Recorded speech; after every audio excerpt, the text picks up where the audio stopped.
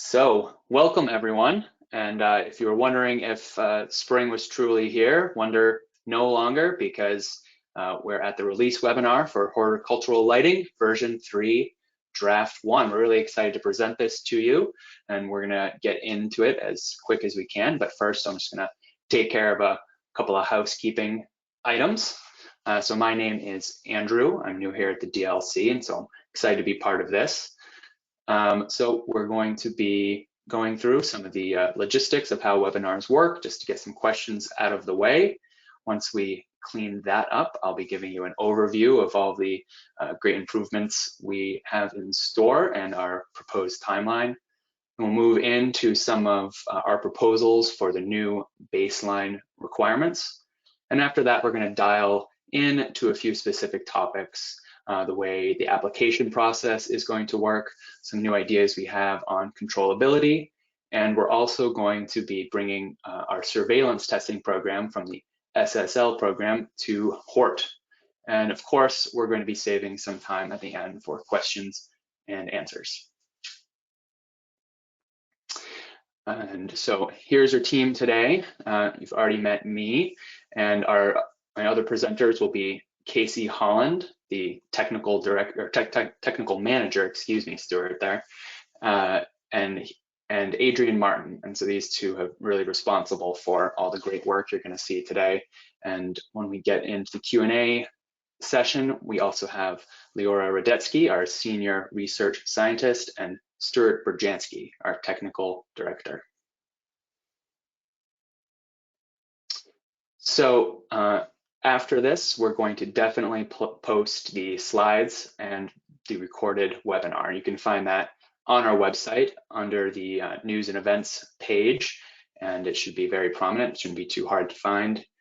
Just so you know, all attendees are muted by default, so go for it. You can scream as much as you want and we won't hear you.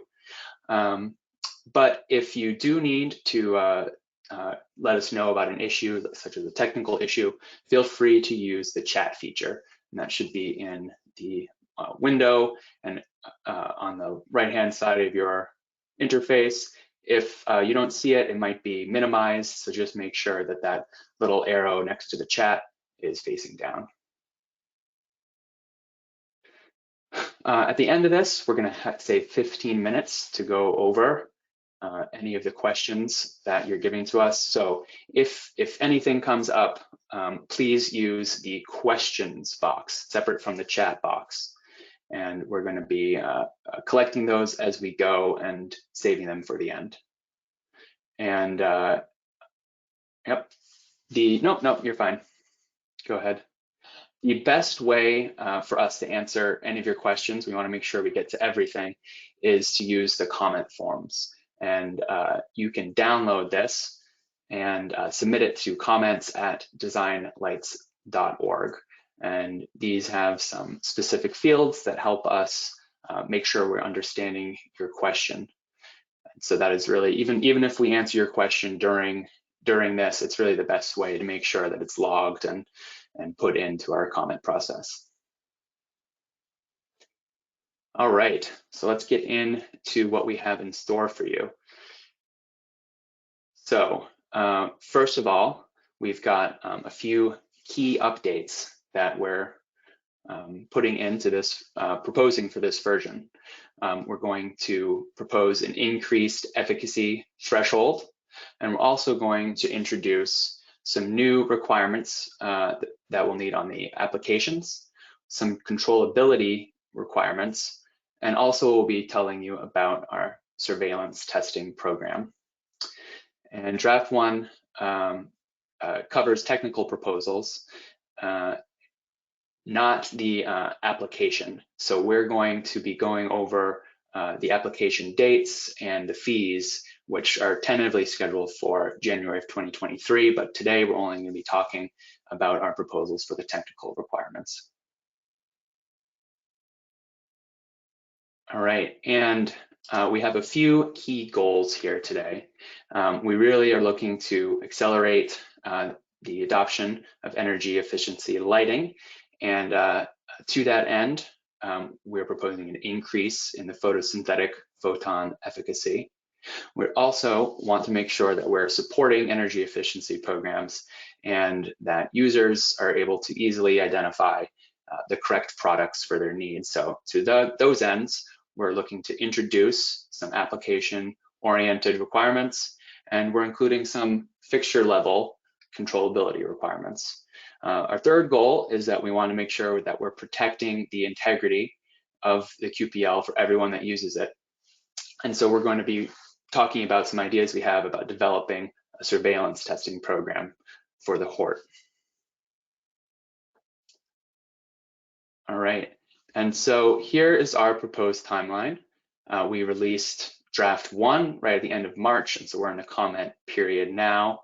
This is going to be held for about a month, and then we're going to be publishing draft 2 in July. If you advance that, they can see it. Yep. So we'll be incorporating your comments and releasing draft 2 in July. We'll open up for another comment period, and we're looking to have the final document released in November. And right now we're hoping that we'll be able to start accepting applications beginning right in 2023 in January. All right, and so now I'm going to turn this over to Casey, and he's going to talk about some of the baseline requirements. Thanks, Casey. All right, thanks, Andrew. Hi, all. Nice to be meeting with you all again. I see a lot of familiar names in the chat here, or in the attendees list here. Feel free to put anything in the questions pane as it comes up. So I'll go ahead and start talking about some of our version 3 baseline requirements. All right, so nothing new here on this slide. This is pretty much a slide capturing all the main requirements for qualifying a product to the horticulture QPL today.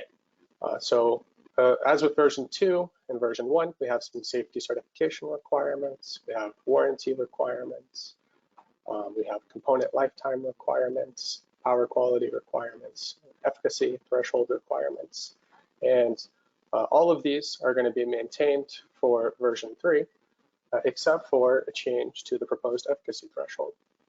Currently, our threshold is at 1.9 micromoles per joule, and we have a 5% tolerance to that. So effectively, our qualification threshold is 1.81 micromoles per joule. And that's been in place since version 1. We proposed with version 2 to increase that, and then ended up maintaining our threshold through version 2. And now we're coming up to our next major revision and proposing another increase to efficacy. So as we stated in version 1, our main goal is to accelerate energy efficiency in lighting, and for the Hort program, it's in controlled environment agriculture. So with version 3, we've gone through another 2-year major revision cycle, and we're proposing to increase the efficacy of PPE threshold from 1.9 micromoles per joule up to 2.3 micromoles per joule. The 85th percentile is not exactly 2.3, but we did round down from 2.33 to 2.3 for the first draft, and are looking input on this threshold, how it's going to impact the industry, and your thoughts on it in general. But I'm very confident that we're going to be moving forward with an efficacy increase in version 3. And if 2.3 is not the right value, make sure you let us know and give some explanation on why, what you think is appropriate, and how we can continue to accelerate energy efficiency in this space. And on the right-hand graphic here, you can see a current kind of layout of all of the Hort QPL listed products and how they fall into different bins. So we can see the majority, or over 85% of currently listed products would still be on the Hort QPL once all products have been updated and listed as version 3.0. Very few fall below that 2.3 threshold. And essentially, this is the only threshold change from version 2 outside of our new requirements, which we're about to get into. So I'll go ahead and start with our new application information proposed requirements that are in draft 1. A little bit of background and why we're introducing application information requirements is to really help add more value to our stakeholders of QPL. Currently, it's a one-size-fits-all QPL, and it really leaves out a lot of critical information.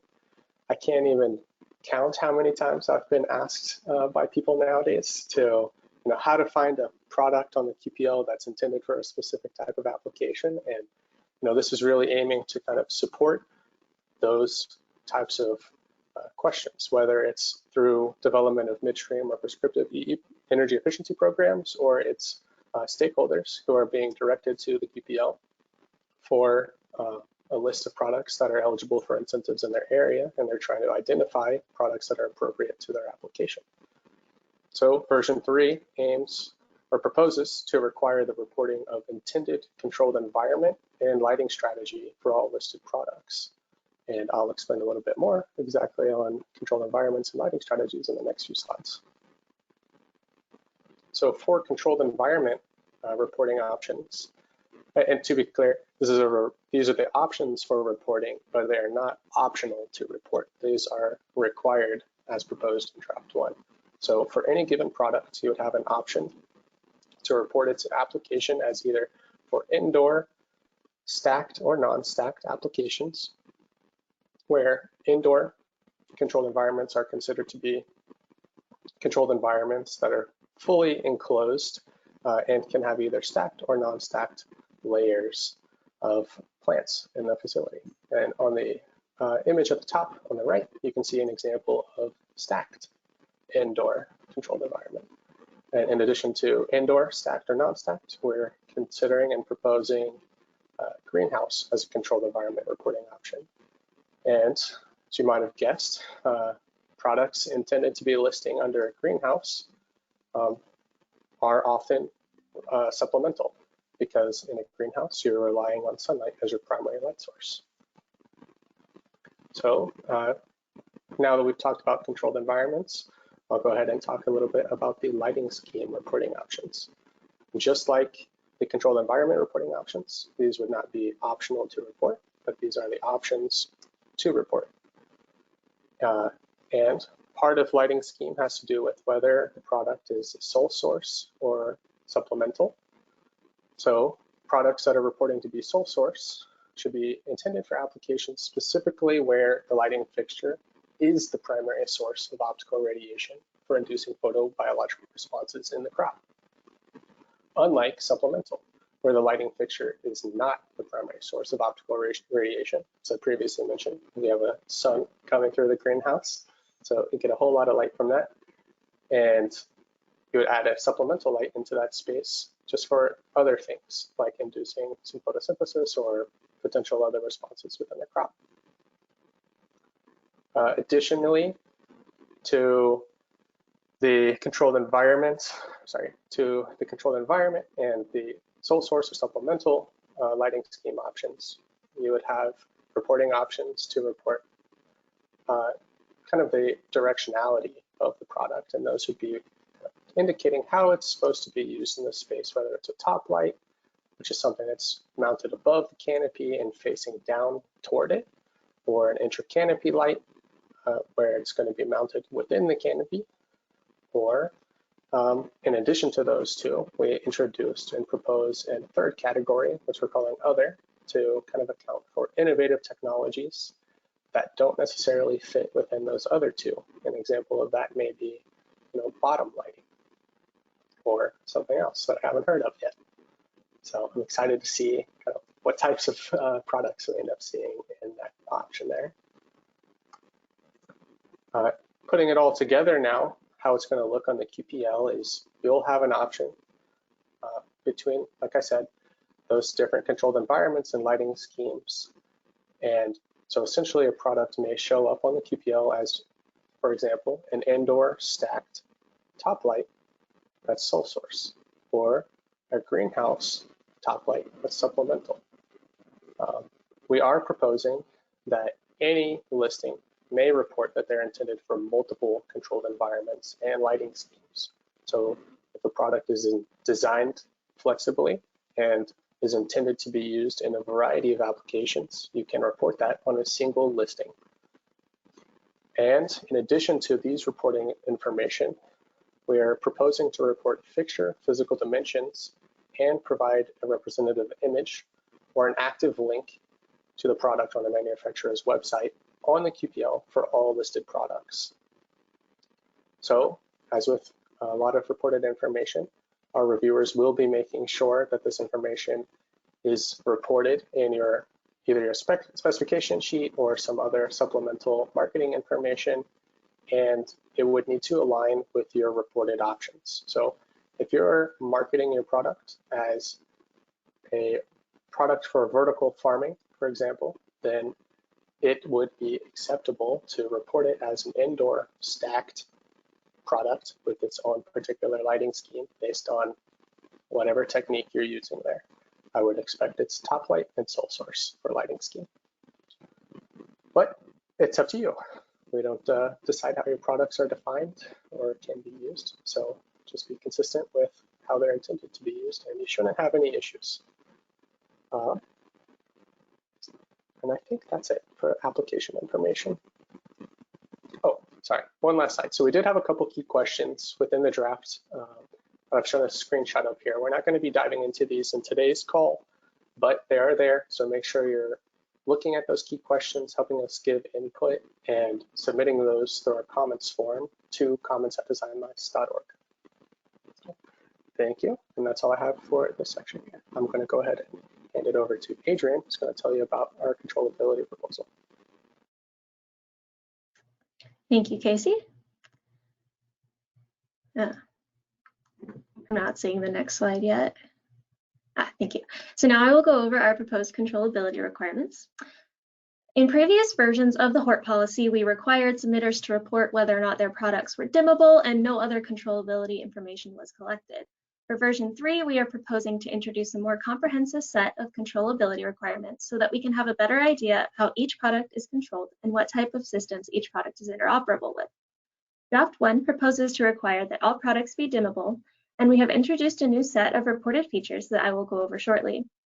We hope that these updates will save energy, promote interoperability among CEA environments, and lay the groundwork for future demand response systems, as these will require lights to be dimmable and dynamically controlled. Next slide. Thank you. Here is a chart that summarizes the new requirements we are proposing. We have one new technical requirement, the ability to dim, and 4 new reported characteristics that will appear on the QPL: dimming range, dimming and control methods, control attributes, and connection type or transmission hardware. To verify each of these, DLC will look at the product spec sheet or supplemental material as shown in the far right column.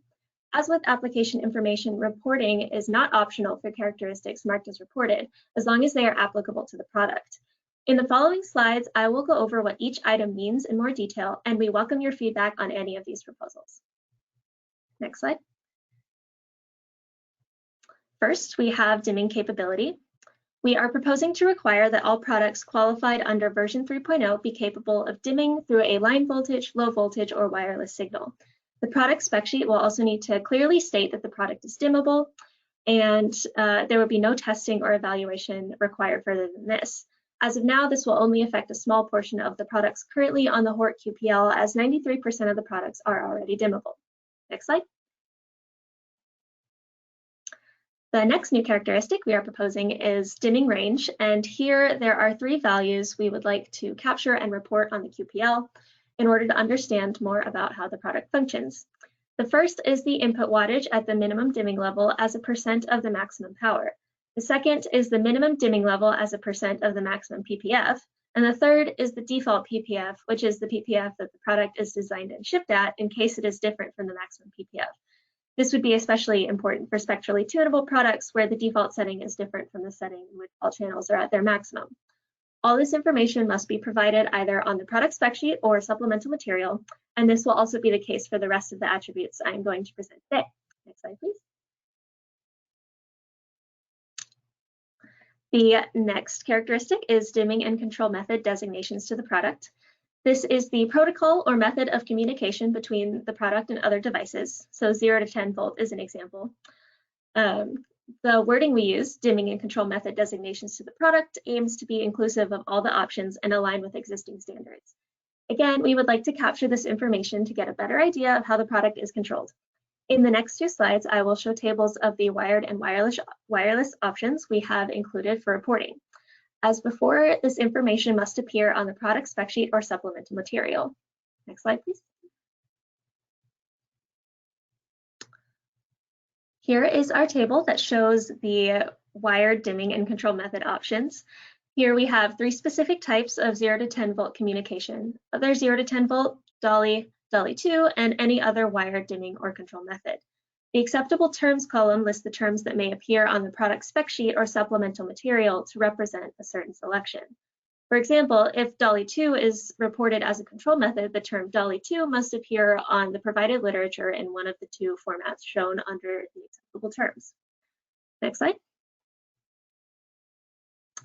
Next, we have our wireless options. These include Zigbee and Bluetooth options, Wi-Fi and Ocean, and any other wireless dimming or control methods. Their definitions and acceptable terms are listed here. Next slide. Related to dimming and control methods, certain exceptions and modifications are needed for DC-powered products and lamps. DC-powered products that have a specific power source designated for use will report how the power source interacts with other devices, and DC-powered products that do not have a specific power source will report how the product interacts with other devices. Also, replacement lamps that do not include their own ballast may leave this field blank because the dimming or control method depends on the ballast. Next slide. The next reported feature we would like to propose is control attributes. This includes functions that the product has beyond the ability to dim. If the product includes any attribute on this table, it must be reported and included in the product spec sheet or supplemental material using one or more of the terms from the acceptable terms column as before. It is possible that the product may not have any of these, and in this case, the field can be left blank. On our table, we have dim to off, where the product can be turned off through the dimming signal. High end trim, where the maximum output can be set lower than the full output the product is capable of emitting. Energy monitoring, where the product can report energy consumption. And manual dimming, where the product can be dimmed manually using a knob or other device mounted on the fixture. Next slide, please. And finally, we have seen that connection type can be an important consideration for horticultural lighting products. So we are proposing connector or transmission hardware as a reported attribute. Transmission hardware is the port or other hardware that allows the product to physically connect with a controller or other devices. They may also be wireless with a wireless radio. As before, this must be stated on the product spec sheet or other documentation with one or more of the acceptable terms listed here. The options we have included are RJ11, RJ12, RJ45, terminal block, other wired, or wireless radio. Next slide.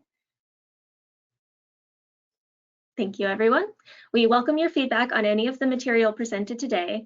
There are 6 key questions for the controllability section of version 3.0. I won't go over them here today, but they can be found in the policy document and on your comment form.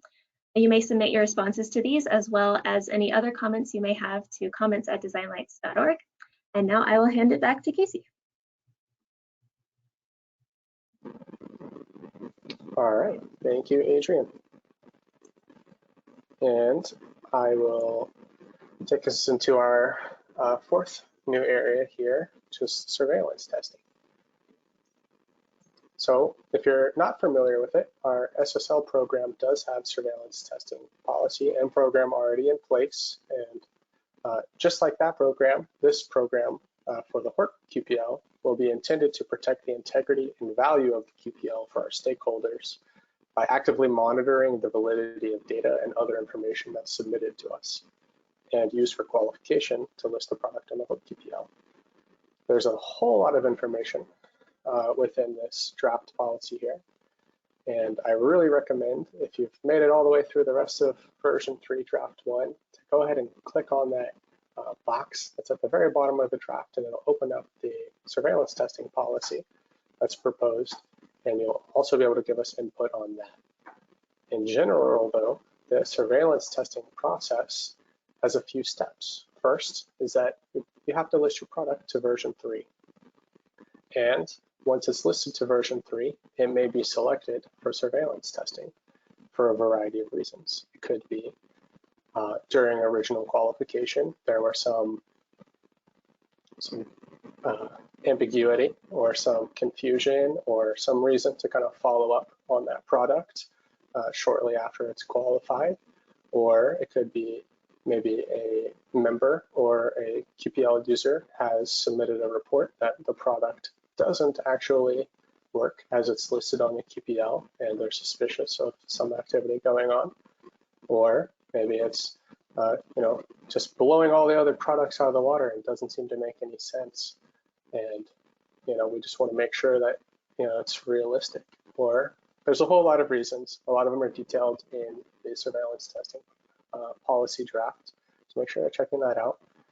And for any selected product, you will have the option, once you're notified, to either accept or decline that selection.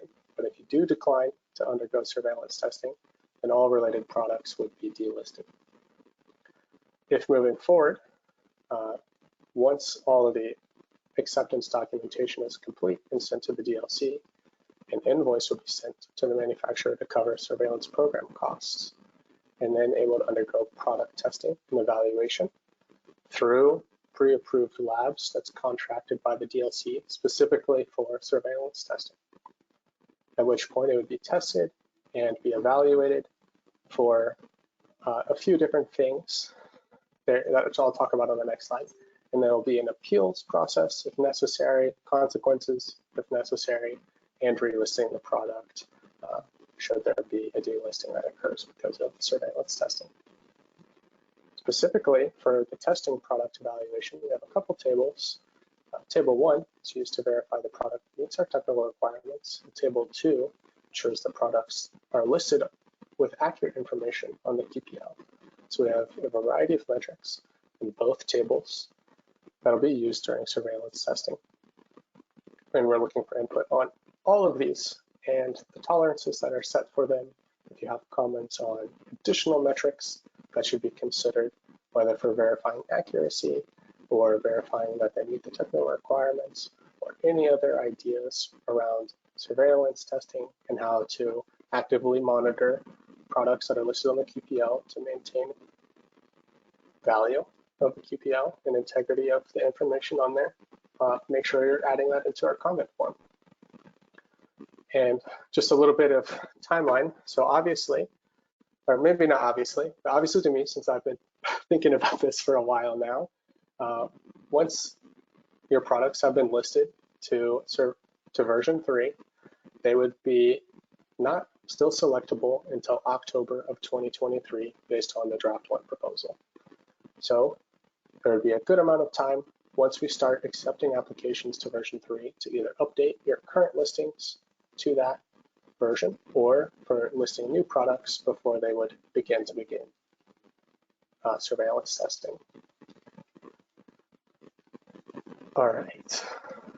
And just like with the other sections, we do have a couple key questions on this proposal here that we're looking for your input on. So make sure you're taking a look at those, submitting your input or feedback on those questions or any other topics that you have or thoughts that you have on these topics. 2, comments at Design Nights using our comment form. And with that, I'll hand it back over to Andrew. Thank you very much, Casey. All right, so just to go over what we heard now is that we've got 4 key updates to Hort. We've proposed an increase to the efficacy threshold, as well as some new application information requirements, some new controllability requirements at the product level, and also extending our surveillance testing program to Hort. So now I think it's a good time to dig into some of the questions that have been coming in. And let's see. Well, we've got a good one here. Someone asks, can a product designed and marketed for one application report another application on the QPL? So we actually get that question a lot, and so the answer is no, that any application information that's reported to DLC needs to, for review, needs to be consistent with marketing materials. That includes things like the controlled environment and the lighting scheme. Products that are designed and marketed as intended for more than one application, such as like a top light or a sole source indoor light, they can claim and report any appropriate information on the application. So we certainly want you to, don't want to shoehorn you, but we want to make sure everything is accurate. Let's see, we've got a question about efficacy here. Since at least 2 states not only peg to the technical requirements efficacy, but require a threshold above that 1 was taken into consideration, and 2, does DLC plan to do any outreach to those regulators, such as in Massachusetts or Illinois? And I think I'll turn that over to Casey to answer that one. Yeah, I'm happy to answer that one.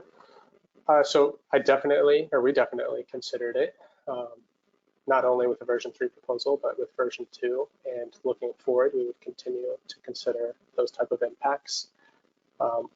We have had some outreach to those organizations to try to make sure that it's fair in general.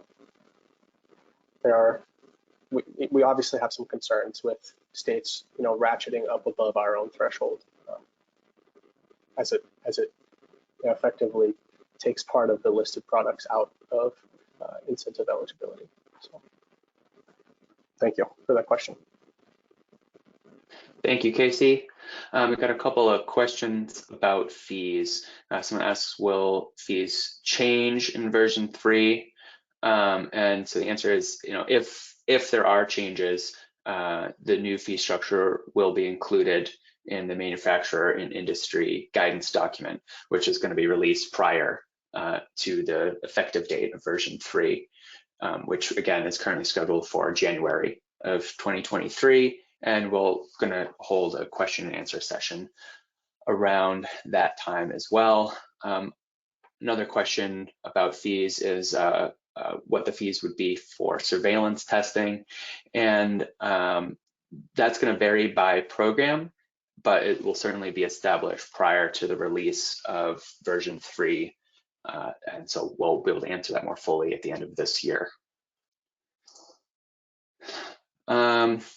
We have a question on controllability.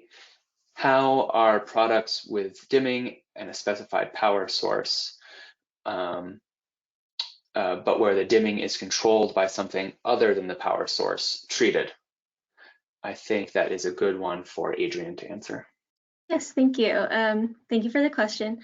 I believe this is in reference to our special consideration for DC powered products.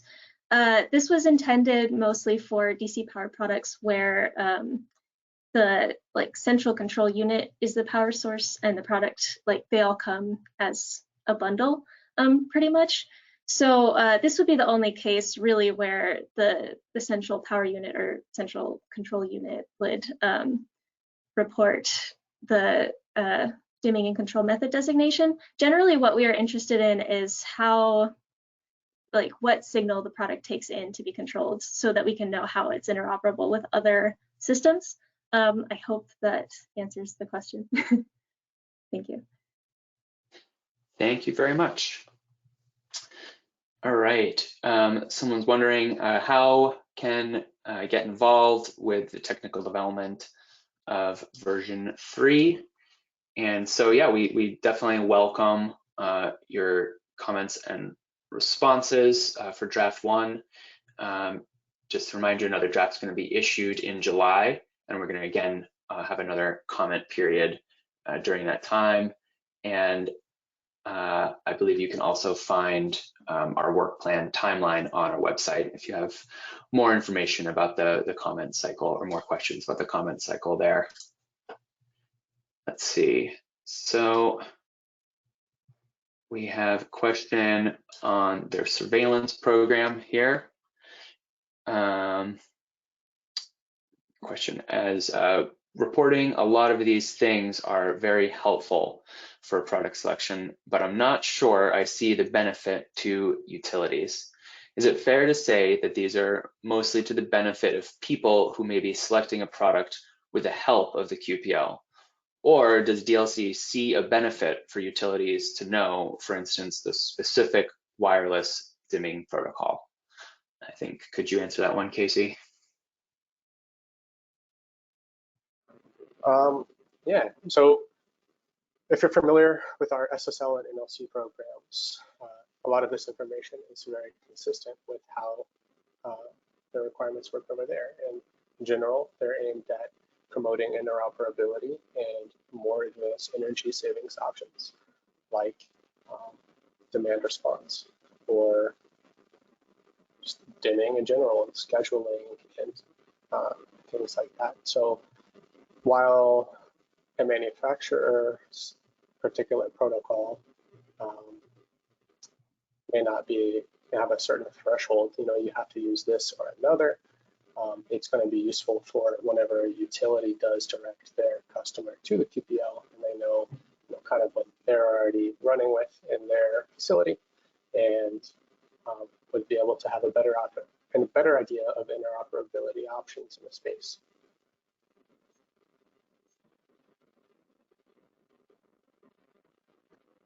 Thank you very much, Casey.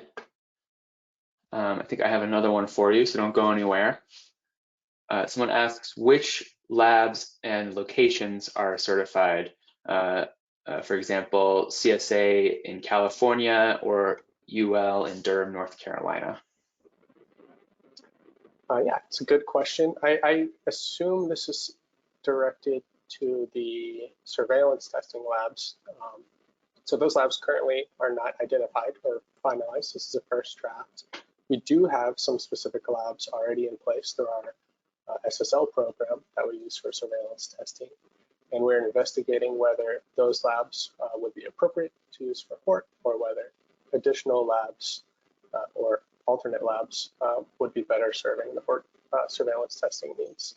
And just like with our qualification requirements, these must be appropriately accredited. So if the two labs that were mentioned in the question are appropriately accredited for LM79 testing, et cetera, then they would likely be at least, considered if they're interested in trying to be used for a Hort program surveillance testing.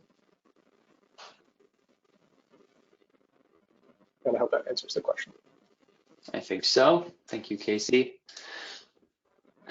A couple of general questions. People are wondering if version 3 products could be submitted now.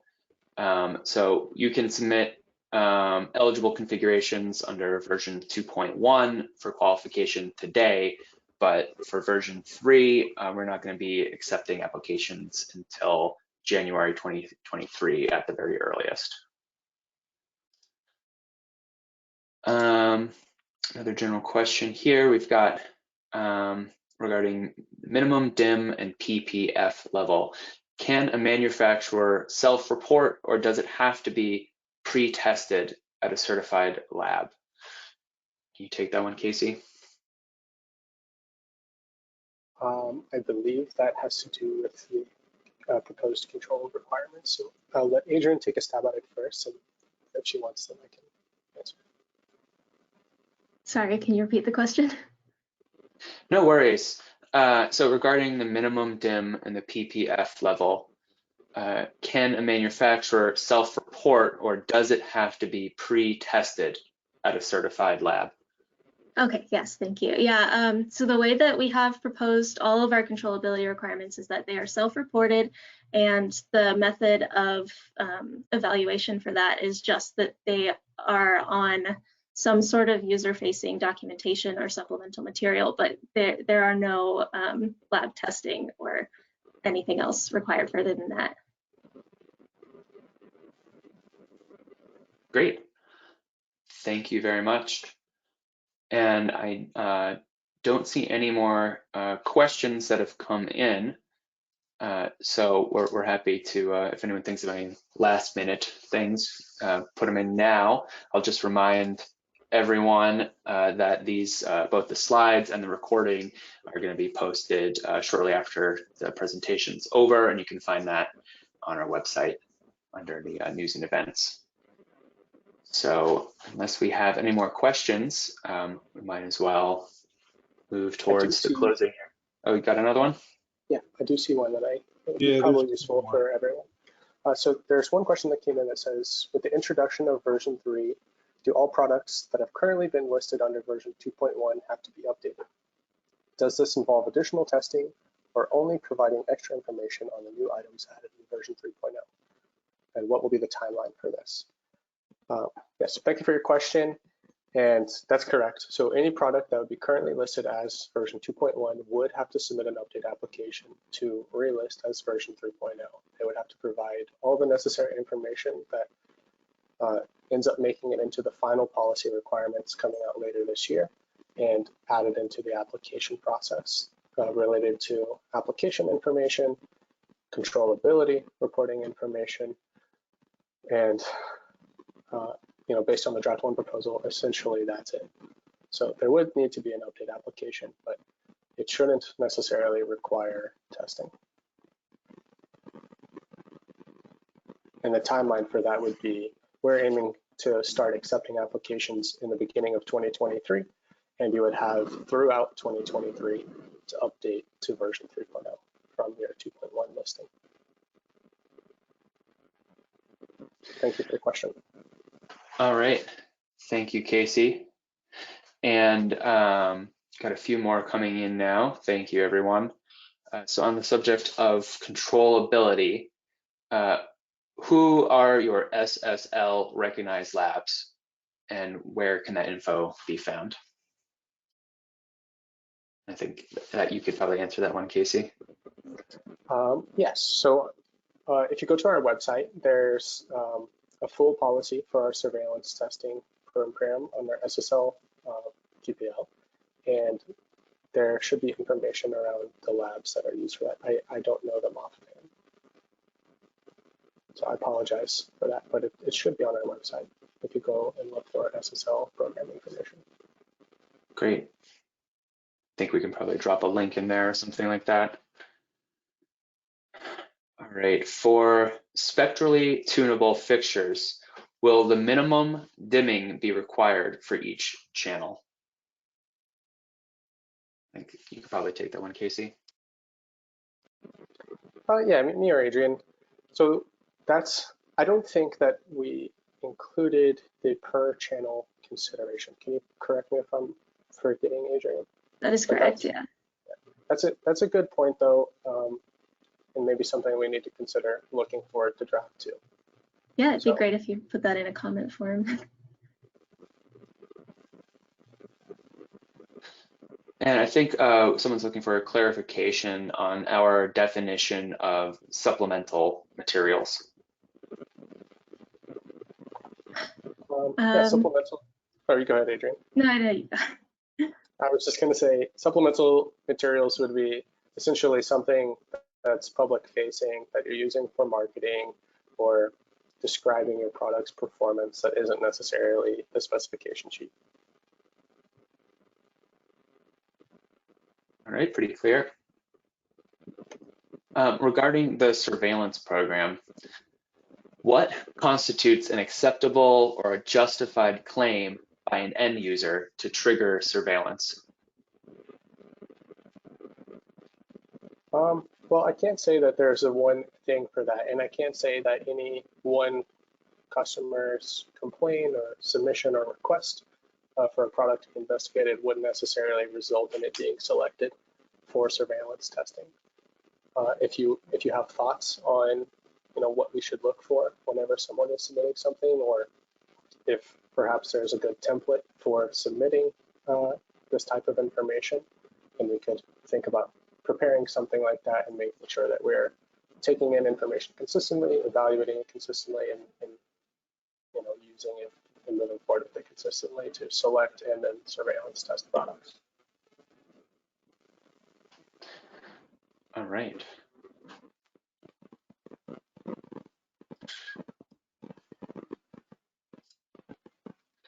And and just to remind everyone, I think Leora did drop the link to the comment form in the chat. If you got any more questions, happy to answer those. So I think we're out of questions for the day. So we'll go over what the next steps are. So we're moving into our 6-week comment period, where we're within it, and all the comments are due by May 12th. After that, we're going to review these, and we're going to discuss them and incorporate them into draft 2, which is going to launch on in July of this year. We'll follow that up with another comment period and the revision process, and we're looking to publish the final requirements document in November of 2022, and it will become effective in January of 2023. And this isn't specifically a horticultural topic, but we are having a summit next month in Boston, and we'd love for you all to attend. We put the link here. You can find it in the events section of our website, but it would be a really great opportunity for you to make sure your voice is heard and to influence the future of the technical policies here at DLC. So we hope we see you all there. And so don't forget, we're in the comment period now. Please follow that link that Leora sent to the chat and turn in any and all comments or questions that you have. We'd love to hear from you. And so I think that about does it for us. We've enjoyed this. I hope you have.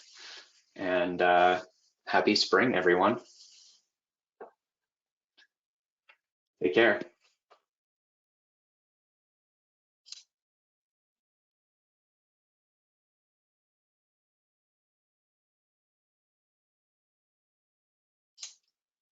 It's just us.